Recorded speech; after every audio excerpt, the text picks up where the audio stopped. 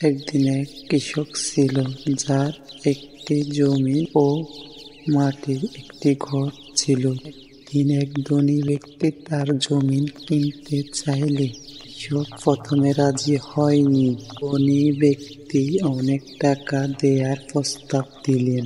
তখন কৃষক বলেন, আমার জমি বিক্রি করতে পারি, কিন্তু এতে আমার পূর্বপুরুষদের স্মৃতি আছে, আমি তা ছেড়ে যেতে পারি না। ব্যবসায়ী অবাক হয়ে বলল, তুমি গরিব, তুমি এত টাকার লোভ কেন করোনি? কৃষক উত্তর দিলেন, এই জমি দিয়ে আমি দান করি, দোয়া করি, আল্লাহর সন্তুষ্ট অর্জন করি। এই জমি বিক্রি করলে হয়তো টাকার মালিক হব, আল্লাহর নেকি হারাবো।